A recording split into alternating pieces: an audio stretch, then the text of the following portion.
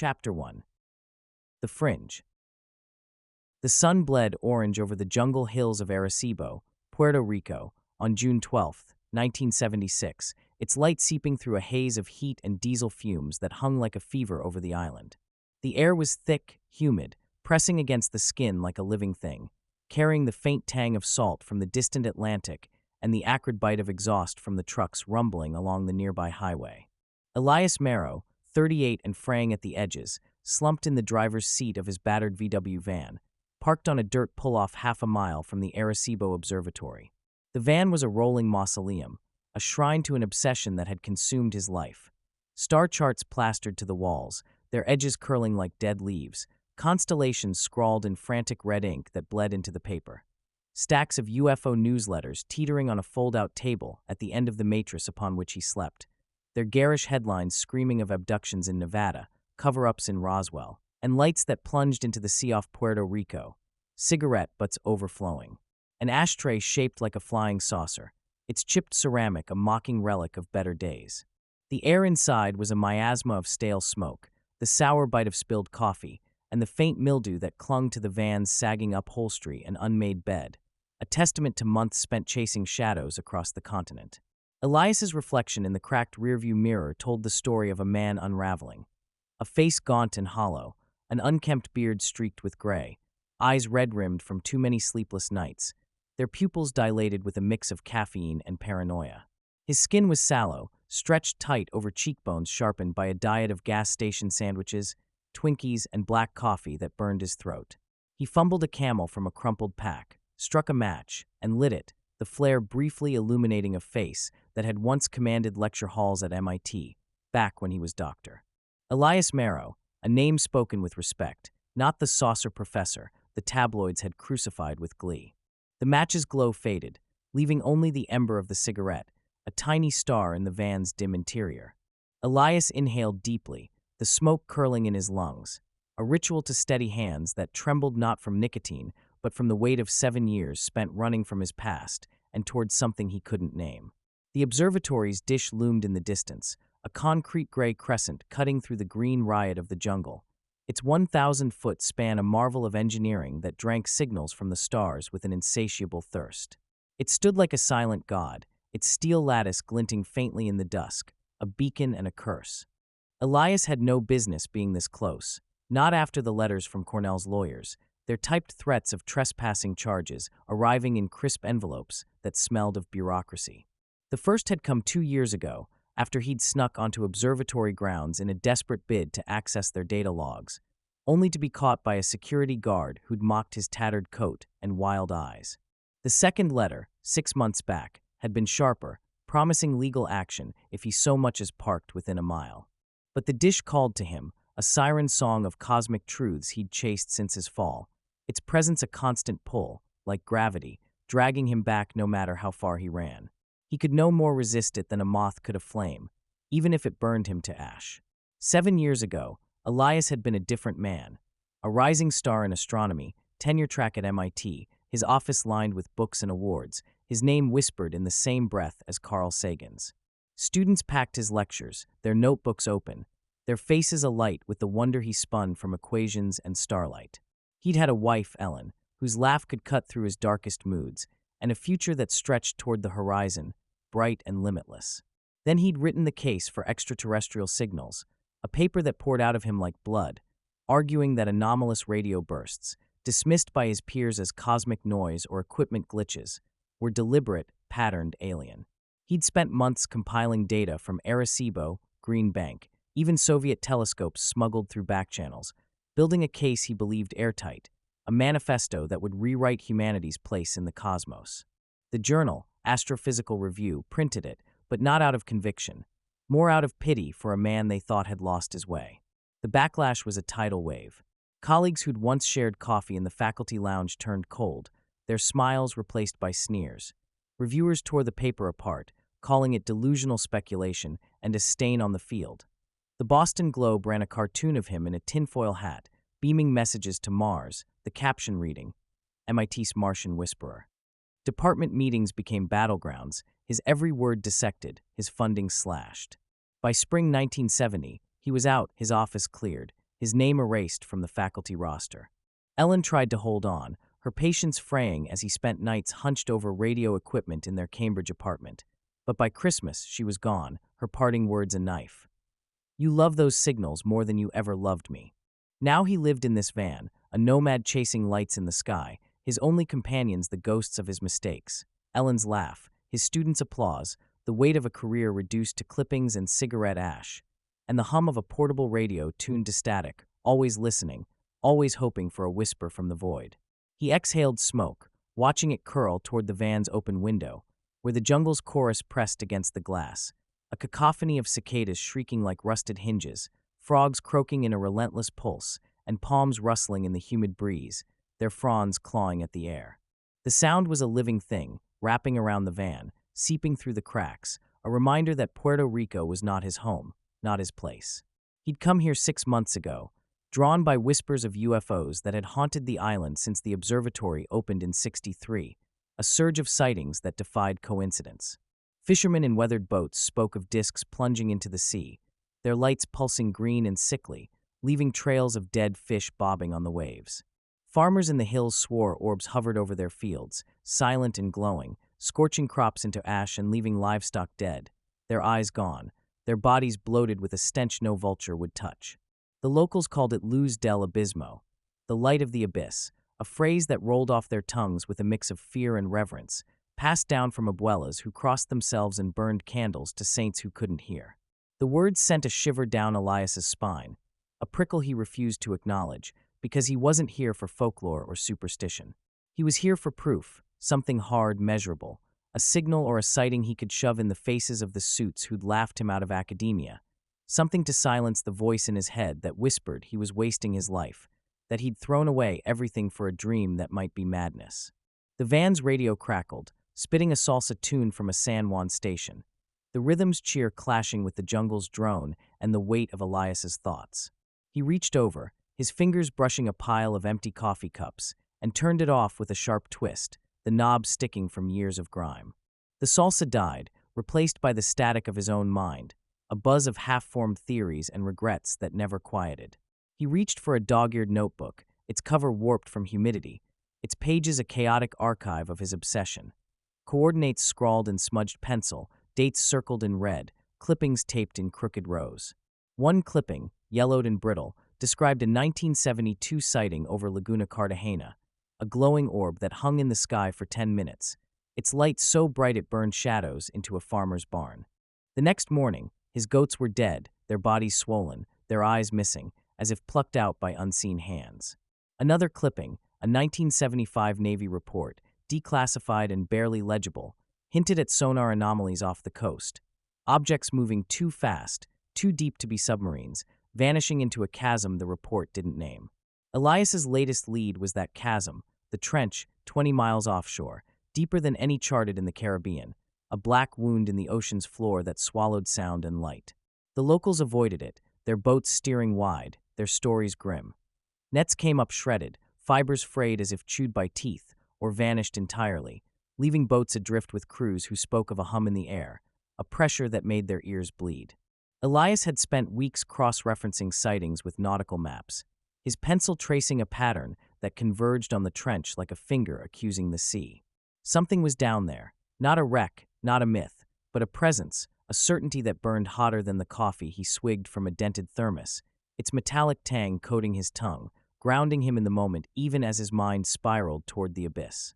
A knock on the van's door jolted Elias from his thoughts, sharp as a gunshot in the humid dusk. His heart kicked against his ribs, a sudden surge of adrenaline that made his fingers fumble as he stubbed out his cigarette in the overflowing ashtray, the ember hissing against a mound of ash. He slid his notebook under a pile of UFO magazines, their covers garish with sketches of saucers and bug-eyed aliens, the headlines shouting about abductions in Nevada and secret bases in the desert. The knock came again, harder, impatient, cutting through the jungle's chorus of cicadas and frogs like a blade. Elias cracked the van's door, squinting into the fading light, the heat rushing in like a wave, thick with the scent of wet earth and rotting fruit. A woman stood there, maybe 30, her dark eyes sharp and assessing, sizing him up in a heartbeat. Her black braid hung over one shoulder, glinting faintly in the orange glow of the setting sun, and her apron, stained with beer, grease, and what might have been ketchup. Read La Luna bar in faded red letters that curled like a smirk. She held a paper bag, its bottom dark with oil, the smell of fried dough and spiced meat cutting through the van's stale air like a promise of something real. "You Elias?" she asked, her accent thick, her tone a mix of wariness and something softer. Not quite kindness, but close enough to make him pause. "Told me you'd be out here, parked in this junk heap, looking like you ain't slept since Nixon was swearing he's not a crook." Her lips twitched, not quite a smile, but there was no malice in it, only the blunt curiosity of someone who'd seen enough drifters to know their type and maybe wanted something fleeting. "Who's asking?" Elias said, his voice rough from disuse and too many camels, scraping his throat like sandpaper. He kept the door half closed, one hand gripping the frame, ready to slam it if she was trouble. He'd had his fill of locals poking around. Kids throwing rocks at the van, cops rousting him for loitering, old men muttering about El Gringo Loco, chasing ghosts in the sky. Trust was a luxury he couldn't afford, not after years of being followed, watched, dismissed. "Rosa Delgado," she said, unfazed by his suspicion. "I run La Luna, bar down the road. Heard you're the UFO guy, always sniffing around the dish, asking questions that make folks nervous." She raised the paper bag, the crinkle of it loud in the quiet. "Got empanadas. Figured you're not eating right, living in this rolling dumpster. You look like you're one bad sandwich away from keeling over." Elias hesitated, his stomach growling despite himself, a traitor to his wariness. The smell of the empanadas was a jolt of life, a reminder of hungers he'd ignored for weeks, maybe months. He opened the door wider, letting her see the van's chaos. Star charts taped to the walls, their red ink bleeding. Stacks of newsletters threatening to topple. A sleeping bag crumpled over his unmade bed, its fabric stained with coffee and sweat. The air was thick with the reek of smoke and mildew, but Rosa didn't flinch, her eyes scanning the clutter with a mix of amusement and pity. "I'm fine," he said, the words sounding hollow even to him. "What's this about? You don't just bring food to strangers, unless you want something." Rosa stepped closer, her smell intoxicating, her boots crunching on the gravel, and set the bag on the fold-out table, pushing aside a pile of newsletters with headlines like Area 51 Exposed. "And they're watching us." Her fingers brushed a star chart, its corners curling, and she paused, studying the red-inked circles that marked constellations and coordinates. "Curiosity mostly," she said, her voice low, like she was sharing a secret. "Folks in town talk about you, say you're crazy, chasing lights in the sky, living like a hermit out here. Me, I think crazy's better than boring, better than slinging drinks for drunks who tip in pennies and bad stories." She crossed her arms, her apron crinkling, and tilted her head, her braid swaying like a pendulum, her eyes boring into his soul, her hip cocked at an angle daring him. "You really believe in that stuff? Little green men coming to snatch us up, take us to their mothership?"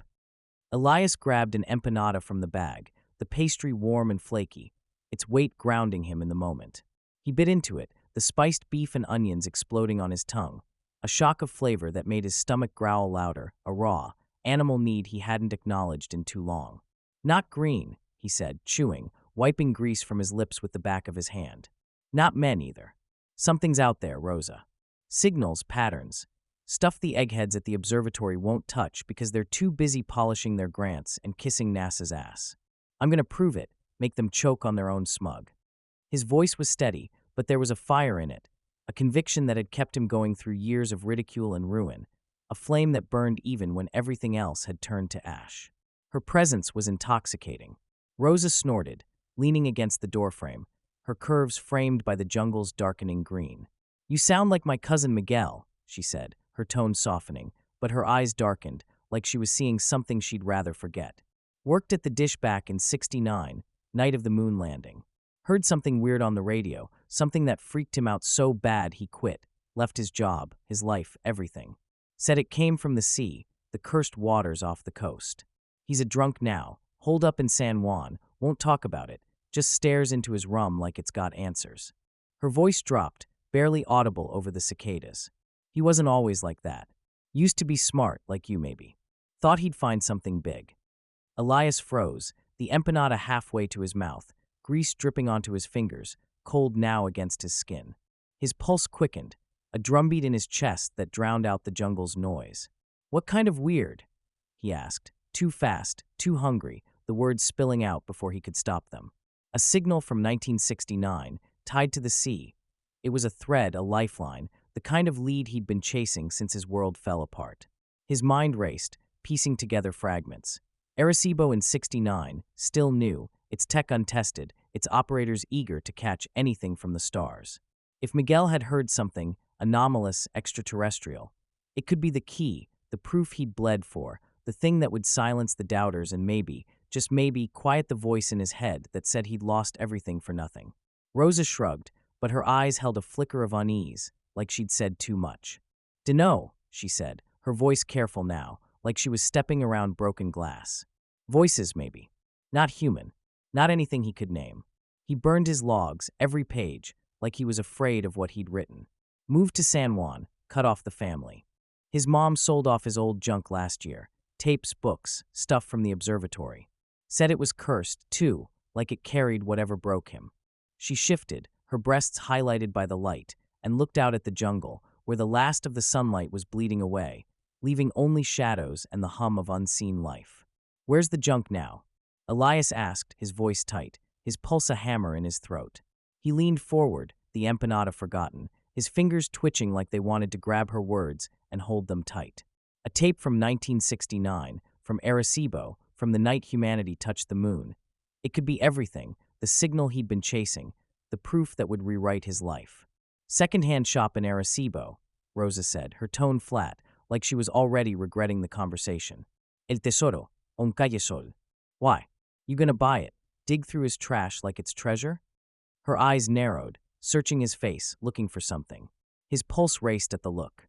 "Maybe," Elias said, forcing a smile that felt like a grimace, his lips dry despite the grease.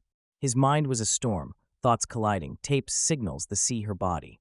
If Miguel had recorded something, anything, it could be the missing piece, the data point that tied the sightings, the anomalies, the whispers of Luz del Abismo, to something real. He could see it already. A reel-to-reel tape, its plastic case yellowed, holding a sound that wasn't human, a pattern that proved he wasn't crazy, that he'd been right all along. Rosa studied him, her expression caught between pity and caution, like she was watching a man step toward a cliff. "Be careful, Elias," she said, her voice low, almost a whisper, as if the jungle might hear. "The sea out there, it's not right. Abuela used to say the trench eats souls, takes what you love, and gives nothing back. You go poking around, you might not come back whole." Her words hung in the air, heavy with the weight of stories told in candlelit rooms, of warnings passed down through generations who knew the sea was more than water. But that was the last they talked for a while as they came together, gently at first, then more urgently, more passionately, each seeking release from the things that haunted them. "I'm not looking for souls," Elias had answered later, after they made love, his voice steadier than he felt. "Just answers."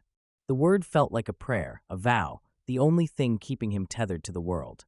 Rosa shook her head, pulling on her boots, stepping back into the humid night, her boots crunching on the gravel path. "Answers cost, hombre," she said, her voice tinged with something like sorrow. "More than you think." She turned, her braids swinging like a pendulum, and walked away, her silhouette swallowed by the jungle's shadows, the cicadas swallowing her footsteps.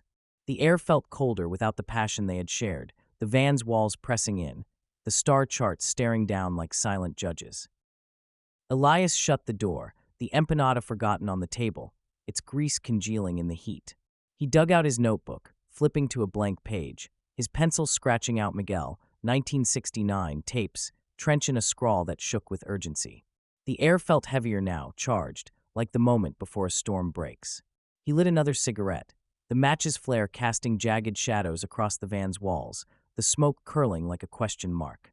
He stared through the window at the observatory's distant dish, its silhouette a silent challenge against the darkening sky, its steel lattice gleaming faintly, a promise and a threat.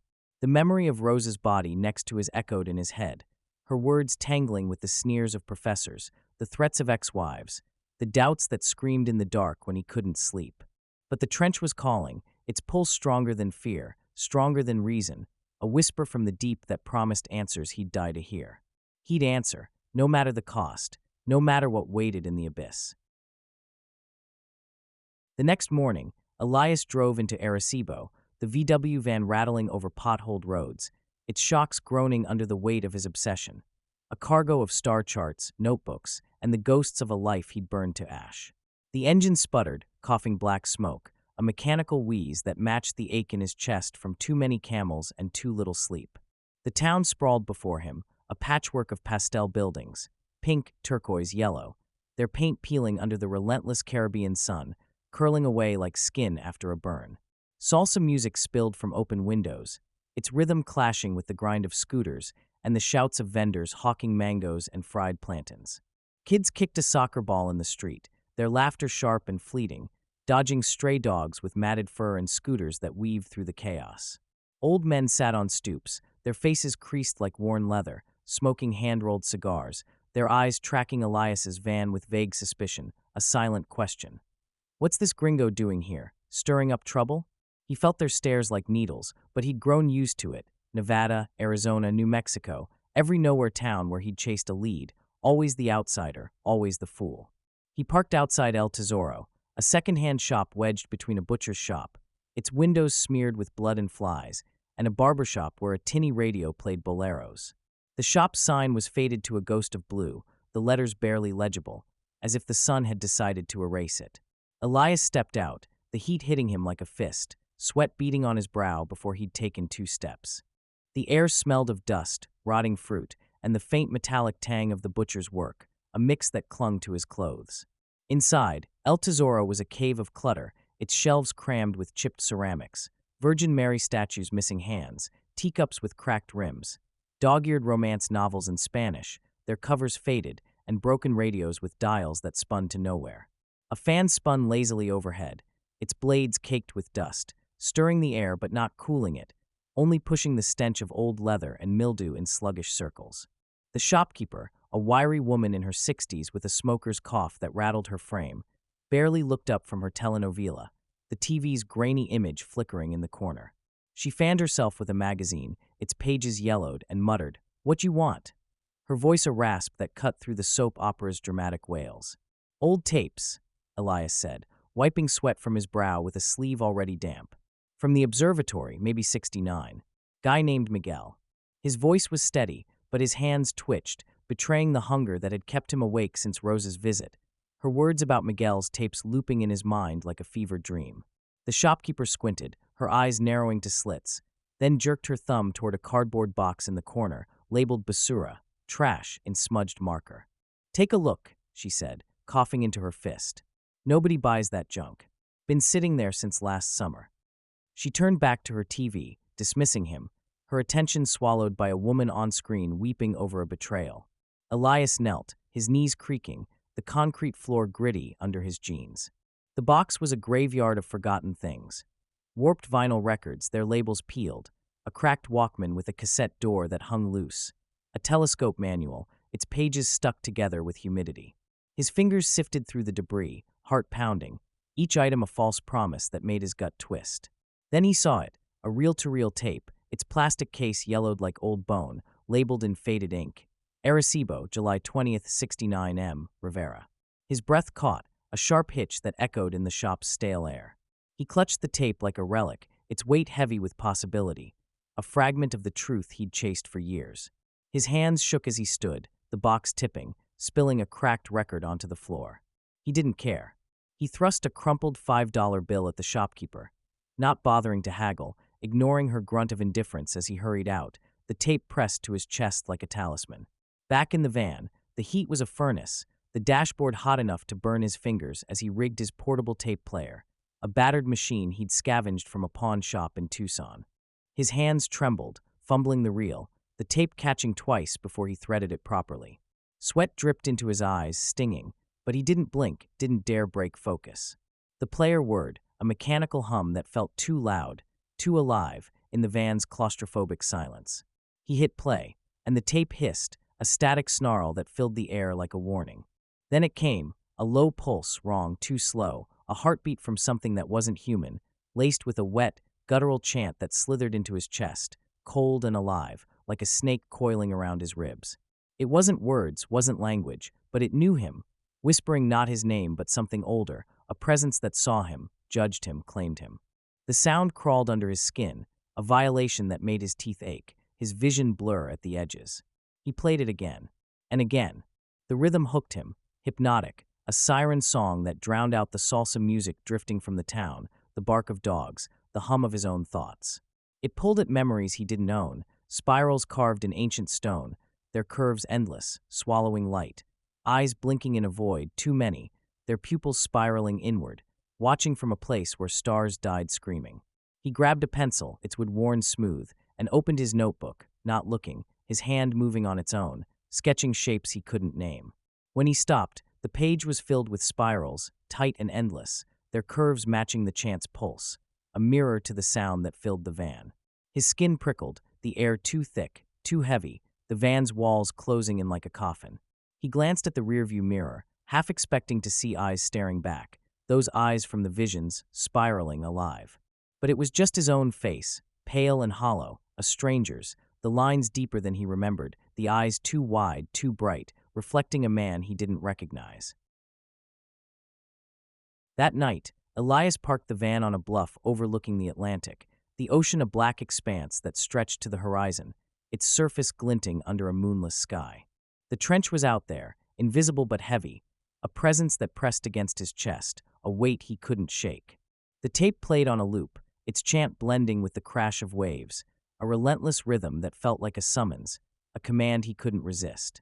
He sat cross-legged on the van's floor, surrounded by his notes, the star charts staring down like silent witnesses. He cross-referenced clippings, his fingers smudged with pencil lead, pinning sightings to the trench.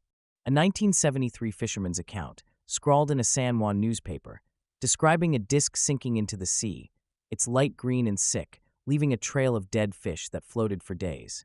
A 1975 pilot's log, declassified and barely legible, noting a radar blip that moved too fast, too deep, vanishing over the chasm like it had never been. The pattern was clear, undeniable, the trench the epicenter, a black hole of answers waiting to swallow him whole. He lit another cigarette, the ember glowing like a tiny star, its smoke curling toward the ceiling, a ghost in the van's dim light.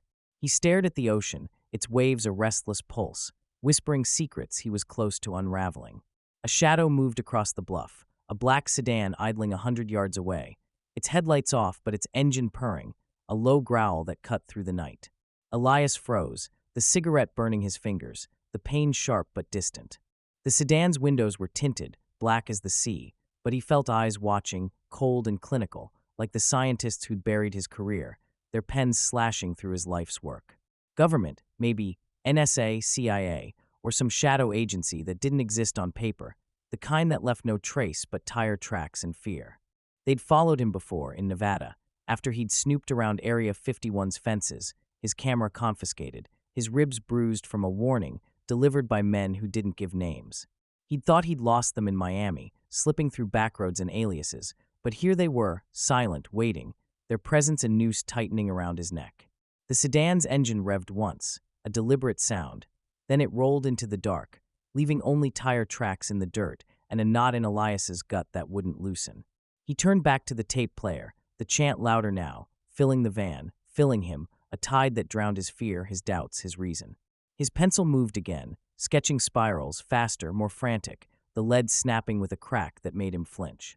The broken tip rolled across the notebook, a tiny omen, but he didn't stop, grabbing another pencil, his hand shaking as it traced the same curves, the same endless loops. The trench was out there, whispering, promising answers, promising proof, and he'd find it, no matter who watched, no matter what it cost.